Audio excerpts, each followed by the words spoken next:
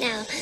Bob and Doug on the right screen, inside of Crew Dragon, out in space. Yeah, already 200 kilometers over planet Earth, or a little over 124 miles, traveling in excess of 2,700 meters, 27,000 meters per second, or about 16,000 miles per hour. So again, we're just standing by. That separation event should be coming up shortly. Then they'll begin a series of checks on the Draco thrusters that are going to be used to maneuver and then power Dragon on its flight to the International Space Station. Standing by for separation. Expected loss of signal, walls. It sounds like we had an expected LOS loss of signal with one of the ground stations. Waiting for confirmation now of that signal. Dragon separation confirmed. Dragon separation confirmed. There is a great view right in front of you of Dragon separating. Separation confirmed. And there's that call out. Dragon is now officially making its way to the International Space Station today. Dragon SpaceX with that separation call. We have a few words for you from our Falcon 19.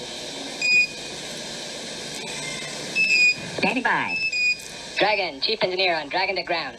Bob Doug, on behalf of the entire launch team, thanks for flying with Falcon 9 today. We hope you enjoyed the ride and wish you a great mission. Thanks, Bala. Congratulations to you and the F9 team for the first human ride for Falcon 9. And it was incredible. Appreciate all the hard work, and thanks for the great ride to space. Copy all. Oh, and proud of you guys and the rest of the team. Thank you so much for what you've done for us today, putting America back into low Earth orbit from the Florida coast. Copy all. Good luck. Godspeed.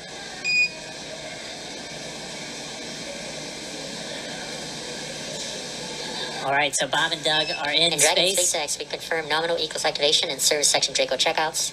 Nose cone deploys in progress. Copy all. We're monitoring. The Corps here in Hawthorne giving the crew a heads up that we have confirmation the nose cone is deploying. So again, that nose cone is going to open up a little bit more than 90 degrees, goes up to about, I think, 105 degrees, and that's going to expose the actual docking ring and the hatch that they're going to be going through once they attach to the International Space Station, and also 4 of those Draco thrusters, we call them the forward bulkhead thrusters, that are going to be used for these major phase burns or firings of those thrusters to actually raise their orbit gradually over the coming hours. Also heard good activation of the ECLIS, that's the Environmental Control and Life Support System. That's everything controlling their atmosphere, just keeping Dragon a nice, safe, habitable environment where they're going to be living for the next 19 hours until they arrive at the space station. Right, exactly. And Falcon 9's job may be done for today, but the mission is not over. Crew Dragon's job is not done. As you can see, Bob and Doug are still inside Crew Dragon, making their way. It will be a 19-hour trip to the International Space Station before they dock tomorrow morning. And such cool views. I love that we can get these live views here and see and watch what they're doing now that they are in orbit. Yeah, it's incredible to just be looking over their shoulder, to be along for the ride.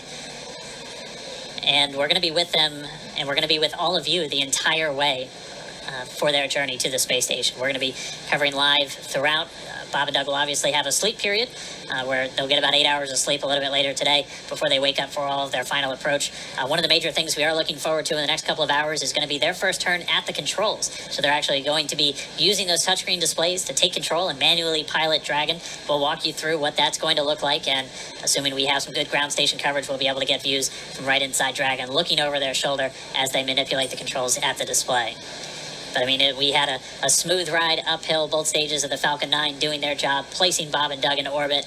I mean, this is a day, this is a historical day. This is us kicking off that new era of spaceflight that we've all been talking about and longing for since the Space Shuttle program came to an end in 2011. Yes. And the weather cooperated. Yes, second time's a charm. Right. All right, so day for the history books. As you can see, we have lost some live signal there, but the mission still continues, and we're going to send it over to KSC to continue broadcasting live with you. Loss of signal, Newfoundland. Yeah, Jesse and Dan, we are just in awe over here. And I woke up this morning and looked at the weather forecast. I was like, man, we're going to be back here on Sunday, but we did it. The room cleared out. Everybody was outside watching, and inside the lights were shaking, the cameras were shaking. Lauren came back in with tears in her eyes. This is really amazing. I can't believe it. I saw it with my own eyes. I'm a little bit speechless. Just so grateful that we got them up there, and there's a lot more to go, but I'm so happy they're safe right now. I'm just so happy. Yeah, Leland, you were talking about it. It's amazing what we can do when we work together. Yes, American astronauts on an American rocket from American soil, showing you what Americans can do when we come together as a team and blast Doug and Bob off to the cosmos. This is what it's all about, and their families and everyone is working together to take them up to space safely. So I don't know what to say. That rocket fuel is still in my veins, and I want to go get on the rocket. Well, it's too late now. Maybe I the know, next one. I know. But we want to go over to Daryl at OSB2. He's there with the administrator who hopefully has more words than we do because we're still kind of speechless. Daryl? Pretty incredible here, Marie, at the Operations Support Building, where a chorus of applause has been happening from the beginning of launch and throughout the various stages. Some very special guests were here to watch it. That includes President Donald Trump, Vice President Mike Pence, and NASA Administrator Jim Bridenstine, who joins me now. And you were with the President and the Vice President. America's back, launching human astronauts again. Tell me how you feel about that, and tell me about the President watching launch and what happened there. So this has been a long time coming. It's been 9 years since we've launched American astronauts on American rockets from American soil, and now it's done. We have done it. It's been way too long. I want to give a lot of credit to Charlie Bolden. He was my predecessor as the NASA administrator. He fought hard for this program at a time when it didn't get any support in Congress.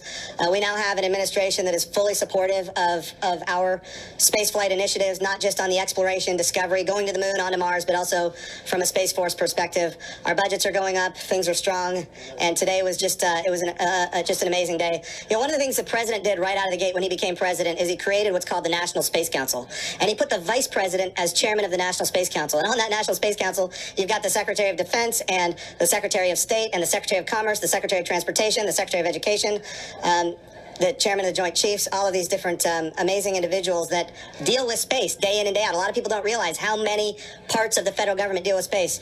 And the vice president invited those members of the National Space Council here as well. So we just had, and then we had members of Congress, bipartisan members of Congress, Republicans and Democrats, who have been involved in supporting this program, for a long time now. So I'll just tell you, I'm breathing a sigh of relief. But I will also tell you, I am not going to celebrate until Bob and Doug are home safely. Tomorrow, they're going to dock to the International Space Station. Tonight, I'm heading to Houston to be at the Johnson Space Center when that happens. So it's a bit of a relief. The nose cone is now open.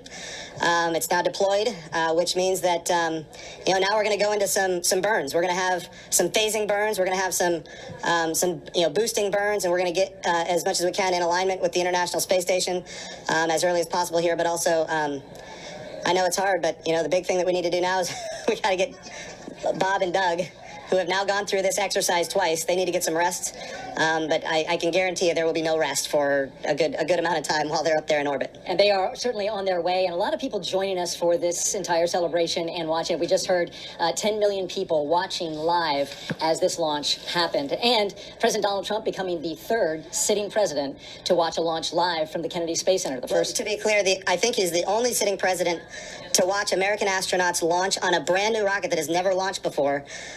And that's a big risk. He also said we're going to go to the moon by 2024. That means he's putting himself at risk to say, look, I'm going to be accountable. Potentially, I'm going to be accountable to the initiatives that I put forward. And I think we have not had that kind of leadership for space in a very, very long time. And we're so grateful for it. What was it like watching the launch with the president? How did he react? Oh, I'll tell you, it's obviously something that is near and dear to him. He said it a year and a half ago. He put it in the State of the Union speech. He said, we're going to launch American astronauts on American rockets from American soil. And of course, I was like, in my head, I'm thinking, we better get after this. Of course, we've worked overtime to make it happen. We might be a little behind schedule, but we got it done, and we got it done safely. We're knocking on wood, but so far so good. It's looking good. You personally, Jim, as that rocket was lifting off and you felt that rumble? Yeah. What'd you feel? What'd you experience? Well, I was praying. I'm not going to lie to you. I was praying. I was praying for Bob and Doug. I was praying for their families. I was praying for their safe return, even though they're just going. But man, I'll tell you, it was. I've heard that rumble before, but it's a whole different feeling when you've got your own team on that rocket, and they are our team. They are America's team. This is Launch America. This is everything that America has to offer in its purest form. And times are tough right now. There is no doubt. We've got the coronavirus pandemic. We have other challenges as a country. But I hope this moment in time is an opportunity for everybody to reflect on humanity and what we can do when we work together, when we strive, and when we achieve. And if this can inspire a young child to become the next Elon Musk or the next Jeff Bezos or the next Sir Richard Branson, then that's what this is all about. Or the next Jim Bridenstine. I wouldn't put me in that category, but... Well, we appreciate your leadership for the space agency at this time, and congratulations on an amazing day in the launch. Thank you. It's been a great ride. All right, very good. Marie, we'll send it back to you in the studio.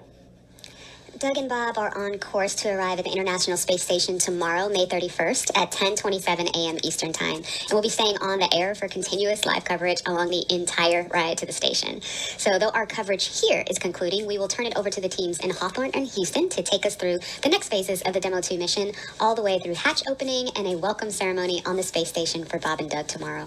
That's right, and as you follow along, we invite you to tune into a post-launch news conference that's happening here at 6:30 this evening Eastern Time on NASA TV. We'll have NASA and SpaceX leaders here to take questions live on this unprecedented achievement in human spaceflight. And in addition to NASA TV, you can follow along always on Twitter at NASA and nasa.gov for mission updates as it progresses. Here now are highlights from the mission so far. May 30th, 2020. Remember this day. You'll have this memory forever. The day America returned astronauts to orbit from U.S. soil.